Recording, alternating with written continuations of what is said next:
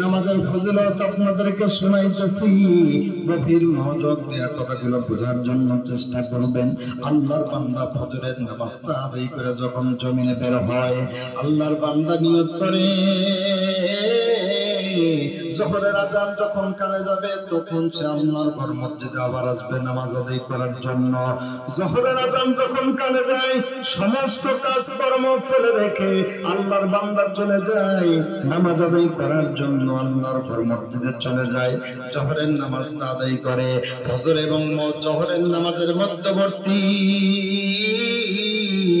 যত গুনাহ হয়ে গেছে, সগীরা গুনাহ যতগুলো করে ফেলছে, ফজর আর জোহর জামাতে আদায় করার কারণে সব গুনাহ আল্লাহ মাফ করিয়া দেয়।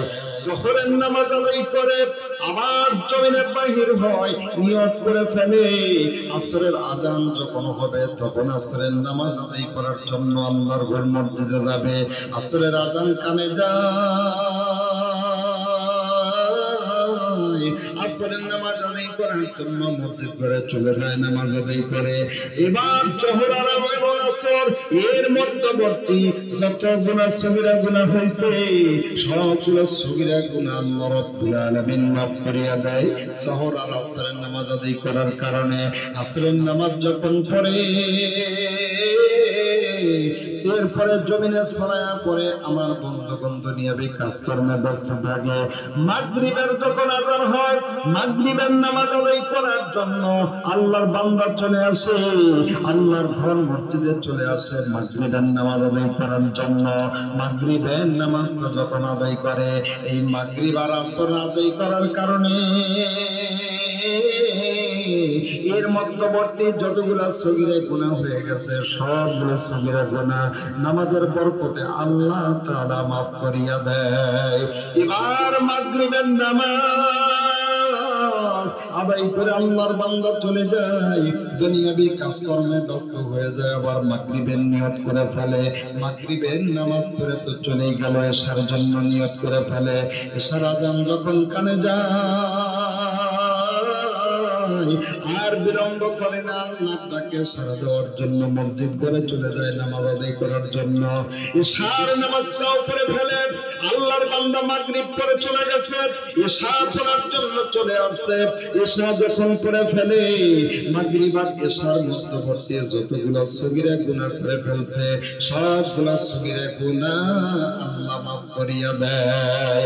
ইশার নামাজের পর যখন বাড়িতে চলে যায়, যাওয়ার পরে রাত্রিতে ঘুমাইয়া যায়, ফজরের আজান কানে গেলে আবার ফজরের নামাজ আদায় করার জন্য মসজিদ ঘরে চলে আসে। এবার ইশার ফজরের নামাজ জামাতে পড়ার কারণে আল্লাহ রাব্বুল আলামিন এর মধ্যবর্তী যতগুলো সগীরা গুনাহ ওই বান্দা করে ফেলছে সবগুলো সগীরা গুনাহ আল্লাহ মাফ করিয়া দেয়। আমার বাজানরা একটা পরিষ্কার একটা হাদিস শুনে দেই, আল্লাহর নবী বলেন তোমাদের কারো বাড়ির সামনে যদি একটা নহর থাকে, নদী থাকে, আর কোন ব্যক্তি যদি ওই নদীর মধ্যে দৈনিক 5 বার গোসল করে তার শরীরের মধ্যে কি কোনো ময়লা থাকবে?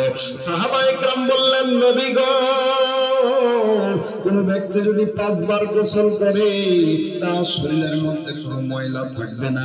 নবীজি ডাকতে বললেন সাহাবারা শুনে রাখো, আমার কোনো উম্মত উম্মতানি